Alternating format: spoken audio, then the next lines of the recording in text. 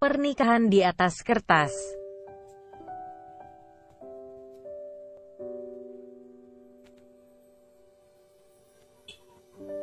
Jangan lupa subscribe ya, dukungan kalian untuk berkembangnya channel Novelku. Jangan lupa tersenyum, kamu berhak bahagia, setidaknya untuk orang-orang yang kamu sayangi. Jangan lupa jaga kesehatan ya.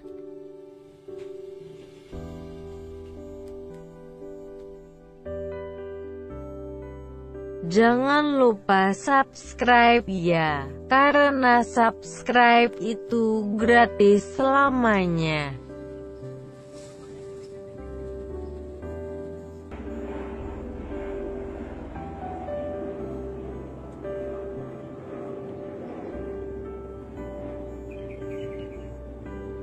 Chapter 120.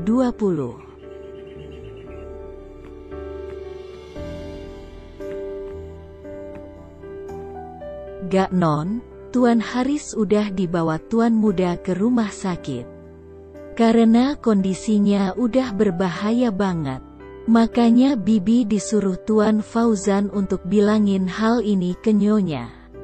Kayaknya mobil Tuan juga langsung jalan deh. Mungkin dibawa ke Emerald Hospital sama Tuan, ucap Bi Inah dengan deru nafas yang terengah-engah. Neta yang mendengar hal itu juga sangat terkejut. Ia berpikir bisa saja keracunan karena makanan atau hal lain. Terlebih ia paling tidak suka jika Haris teledor dalam mengkonsumsi suplemen makanannya. Dan hal itu masihlah sangat ia ingat sampai sekarang. Kita harus ke sana sekarang, seru Neta yang paling bersemangat.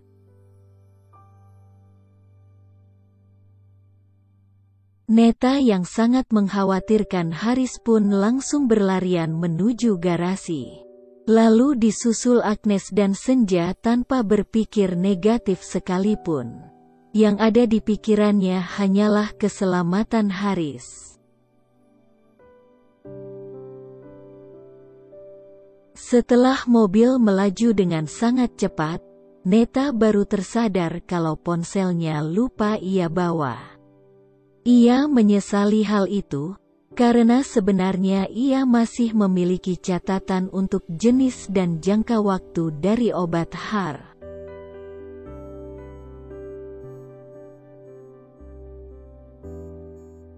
Neta mengurutuki dirinya sendiri yang terdengar begitu bodoh. Tanpa sadar, ia ternyata masih memiliki serpihan rasa yang selama ini membohongi semua orang. Termasuk dirinya sendiri. Meski kesalahan ada pada dirinya sendiri, tapi tak dapat ia pungkiri, bahwa rasa yang lalu masih tersimpan dengan baik di brankas hatinya terdalam.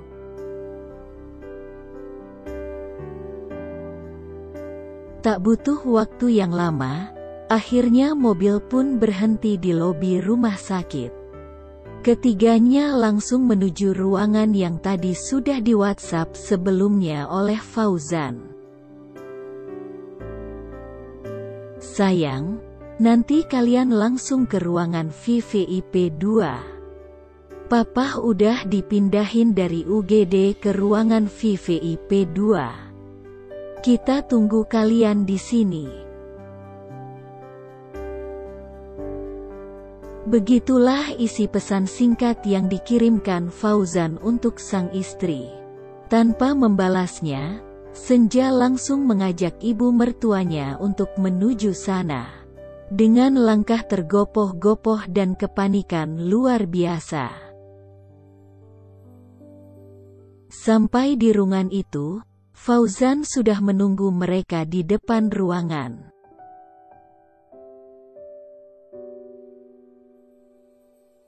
Fauzan, gimana keadaan papa kamu?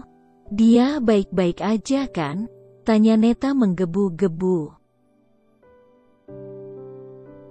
Syukurlah papa masih baik-baik aja mah. Cuma tekanan darah papa menurun drastis. Tapi udah ada penanganan dari dokter kok. Sekarang papa lagi istirahat, mamah masuk aja. Tapi papa jangan diajak ngobrol banyak dulu ya, saran Fauzan dengan suara pelan.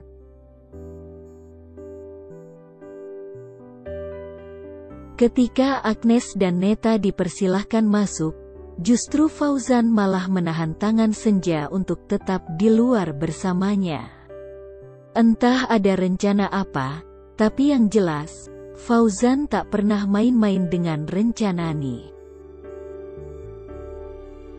Kamu di sini aja sama aku, seru Fauzan mencegah Senja masuk ke ruangan.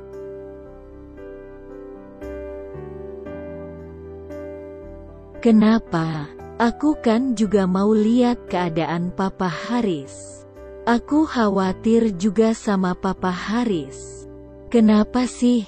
Apa yang terjadi? Apa ada hal yang buruk yang terjadi sama Papa?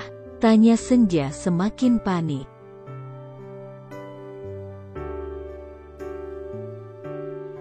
Bisa satu-satu gak nanyanya? Tanya Fauzan kembali. Papa baik-baik aja. Jangan bikin diri kamu itu panik sendiri, oke? Percaya sama aku. Papa, baik-baik aja, ucap Fauzan mendekati sang istri. Senja menyipitkan matanya sebagai tanda tak mengerti dengan apa yang diucapkan sang suami. Entah, tapi terdengar begitu aneh. Seperti ada hal yang sedang disembunyikan, atau direncanakan dengan apik. Ini rencana aku.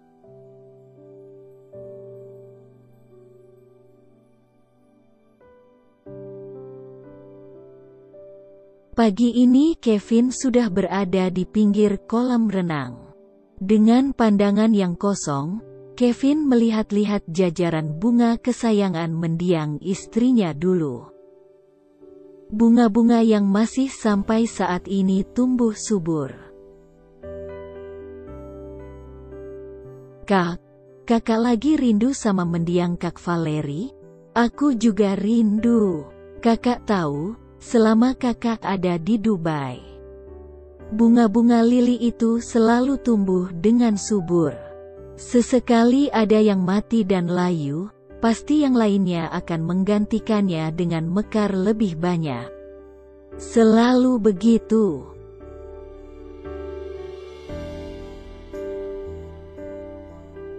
Clarlista menghampiri sang kakak yang merenung menatapi semuanya. Rasa sakit yang masih terasa begitu menyesakkan tak pernah hilang. Sedikit pun. Rasa itu selalu membekas dari hati yang tulus. Aku selalu berharap luka ini akan segera sembuh. Itu sebabnya aku memilih pergi meninggalkan semuanya yang menyakitkan. Hingga bertahan bertahun-tahun lamanya di negara orang. Tapi sayangnya luka itu tetap membekas, tanpa mengering sedikit pun, ucap Kevin dengan pandangan kosong.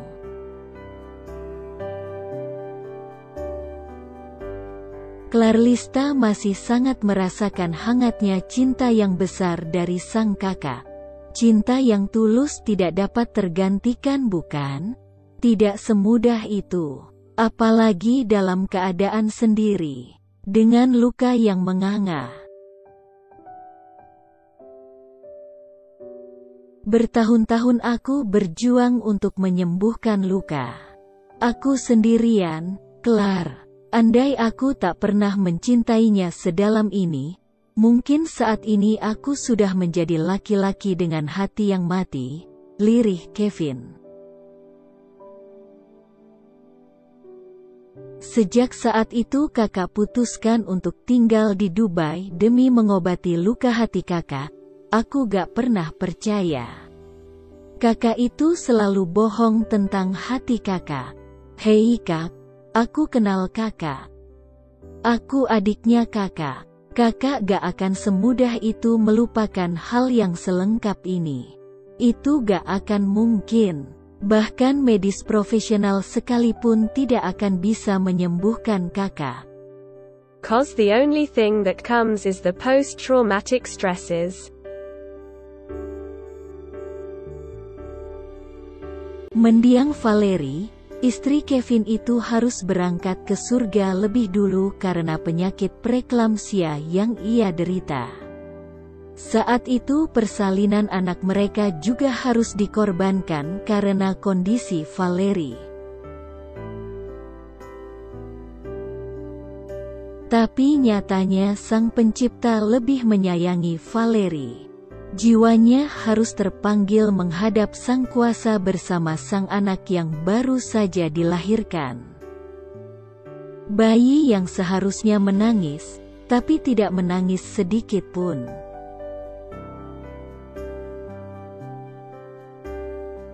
Ini masih terasa begitu sakit. Masih sama seperti saat pertama aku melihat dia dan anakku harus terkubur bersama cinta kita. Masih sangat sakit. Dia pergi membawa cinta, dia pergi membawa kenangan dan hati yang masih hidup sampai saat ini, ujar Kevin yang masih terus menatapi bunga lili itu.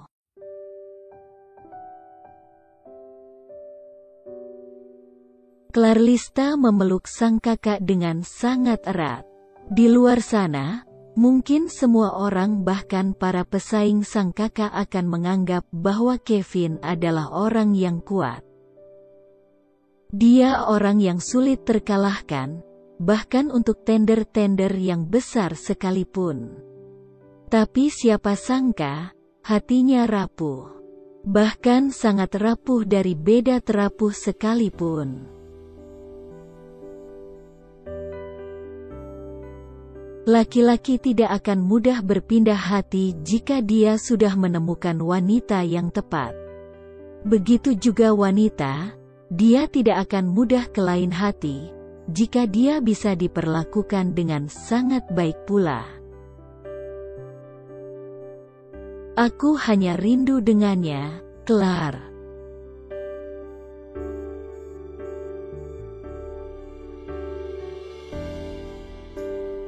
Di rumah sakit, di pagi yang sudah mulai menampakkan siarnya, Fauzan mengajak Senja untuk berduaan saja ke kantin di rumah sakit. Ya, dari semalam mereka tetap menemani Haris di ruangannya.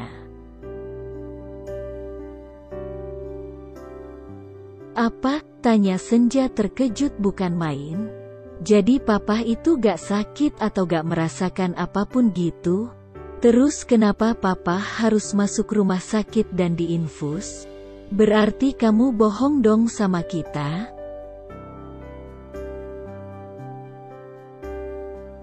Papa emang dehidrasi kok kata dokter. Tapi soal papa yang salah makan itu gak bener. Karangan aku aja. Papa juga yang minta biar bisa diopname. Papa pengen lihat apakah mamah masih peduli sama dia atau gak?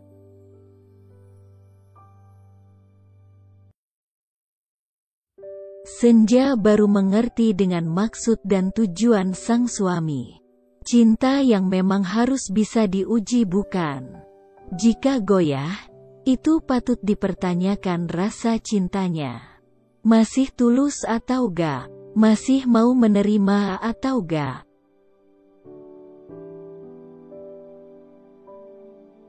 Nyatanya mamah masih peduli sama papa.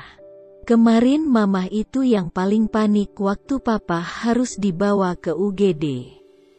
Sampai mamah lupa bawa ponselnya loh. Tapi kamu juga harus ingat.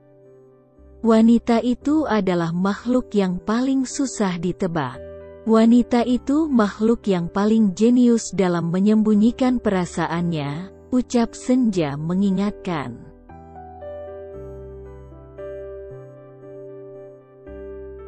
Sama seperti kamu kan? Tanya Fauzan memastikan. To be continue.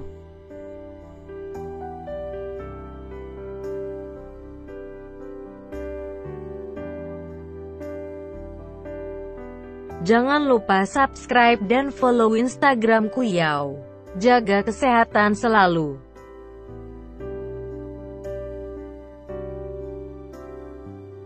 Thanks for watching.